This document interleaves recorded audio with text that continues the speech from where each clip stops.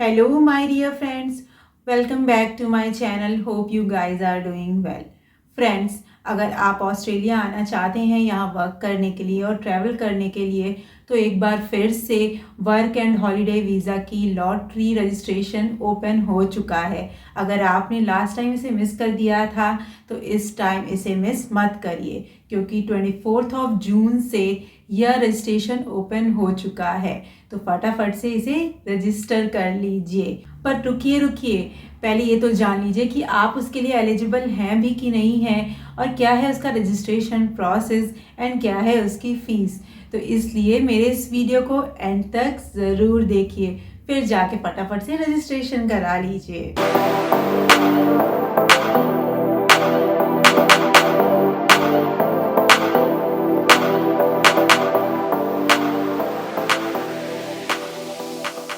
So friends, इस video में आगे बढ़ने से पहले, if you still not subscribe my channel, please subscribe my channel and don't forget to click on the bell icon so you can get my all upcoming videos notification.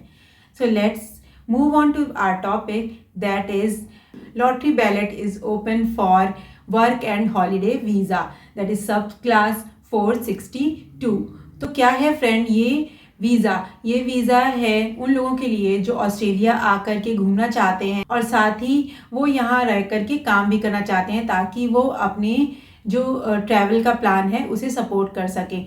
तो वो यहाँ आकर के 6 मंथ के लिए किसी भी एक एम्प्लॉयर के साथ वर्क कर सकते हैं, या अगर वो कोई 4 मंथ का कोर्स करना चाहते हैं स्टडी में तो वो भी वो कर सकते हैं।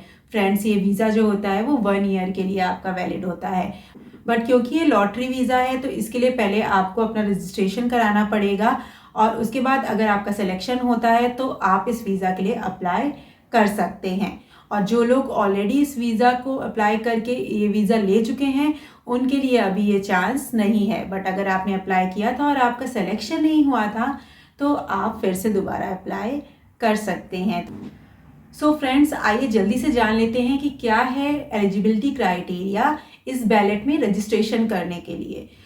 इसकी सबसे पहला एलिजिबिलिटी क्राइटेरिया है कि आपकी एज जो है वो 18 से लेकर के 30 ईयर के बीच में होनी चाहिए। अगर आप 30 ईयर से ज़्यादा हैं, 31 ईयर भी अगर आपकी एज है तो आप इसके लिए एलिजिबल नहीं हैं। उसके बाद दूसरा है कि आपके पास एक वैलिड पासपोर्ट होना चाहिए, इंडियन पासपोर्ट। और तीसरा है कि आपके पास एक ईमेल अकाउंट होना चाहिए जिसके थ्रू आप रजिस्ट्रेशन अप्लाई करेंगे। अगर आपके पास ईमेल अकाउंट नहीं है तो कोई बात नहीं है, आप ईमेल अकाउंट क्रिएट कर सकते हैं।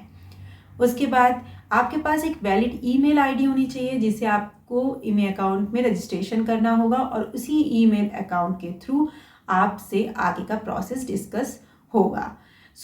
एक वैलिड ईमेल आईडी बना लीजिए जीमेल पर, अगर आपके पास नहीं है, और अगर है तो वेल एंड गुड। उसके बाद आपका फोर्थ जो एलिजिबिलिटी क्राइटेरिया है वो ये है कि आपके पास एक वैलिड आइडेंटिटी प्रूफ होना चाहिए, नेशनल आइडेंटिटी प्रूफ, जिसकी इन्फॉर्मेशन आपको रजिस्ट्रेशन के टाइम फिल करनी होगी। और उसके बाद है कि अगर आपका ईमेल आईडी ऑलरेडी वेरीफाई है ईमेल अकाउंट के थ्रू तो वेल एंड गुड, नहीं तो आपको ईमेल अकाउंट में इसे वेरीफाई कराना होगा। ये सारी एलिजिबिलिटी क्राइटेरियाज हैं फ्रेंड्स।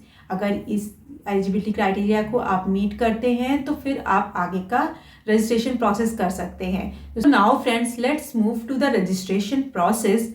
सबसे पहले आपको क्या करना है, अपना एक ईमेल अकाउंट क्रिएट कर लेना है अगर आपके पास ईमेल अकाउंट नहीं है।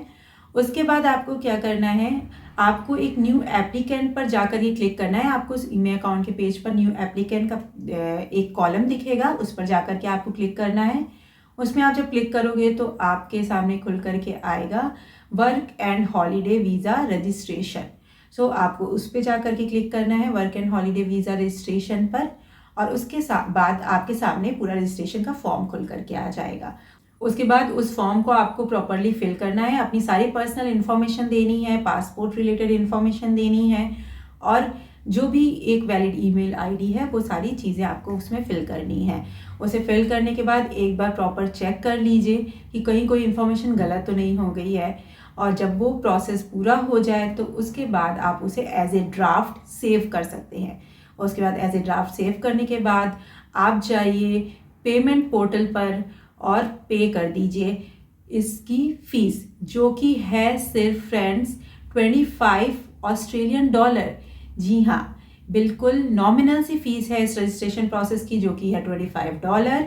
सो आपको वो फिल करके उस फीस को पे करना है और उसके बाद आपका एप्लीकेशन प्रोसेस रजिस्ट्रेशन का पूरा हो जाएगा और आपकी मेल आईडी पे आपको मेल भी आ जाएगा कि आपका रजिस्ट्रेशन कंप्लीट हो चुका है। और बाकी जो भी आगे फर्दर कन्वर्सेशंस होंगे वो आपको उसी मेल आईडी पे आएंगे, सिलेक्शन, नॉन सेलेक्टेड या फिर आगे का जो भी प्रोसेस होगा वो सारी चीज़ें आपको उस मेल आईडी पर आ जाएंगी। फ्रेंड्स, अगर आपके पास घर में लैपटॉप है या कंप्यूटर है तो ये पूरा रजिस्ट्रेशन का प्रोसेस आप उसी पर करिएगा।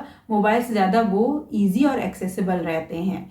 उसके बाद फ्रेंड्स, ये बैलेट जो है रजिस्ट्रेशन की, ये आपकी 15 जुलाई को ख़त्म हो रही है, इसलिए जल्द से जल्द इस बैलेट को आप फिल कर दीजिए और लॉटरी बेसिस पे इसमें आपका सिलेक्शन होगा। जो फर्स्ट सिलेक्शन प्रोसेस है वो 16 जुलाई को होगा और अगर उसमें आपका नाम नहीं आता है तो इसका मतलब ये नहीं है कि आपका रजिस्ट्रेशन जो है वो एक्सपायर्ड हो गया है या कैंसिल कर दिया गया है। आपका ये रजिस्ट्रेशन 30 अप्रैल 2026 तक वैलिड रहेगा। उसके बीच में जब भी ऑस्ट्रेलियन गवर्नमेंट को इस सिलेक्शन प्रोसेस के थ्रू किसी को यहाँ बुलाना होगा तो वो उस रजिस्ट्रेशन से उसे सेलेक्ट कर सकती है।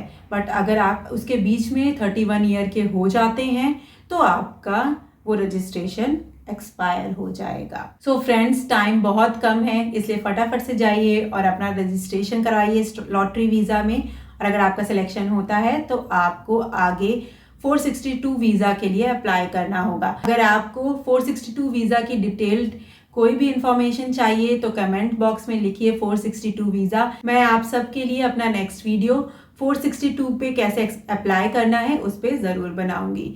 लेकिन मेरे चैनल को सब्सक्राइब करना मत भूलिएगा ताकि आपको वो नेक्स्ट वीडियो तुरंत ही नोटिफिकेशन में आ जाए। तब तक के लिए bye bye, thank you so much और जाकर जल्दी अप्लाई कीजिए।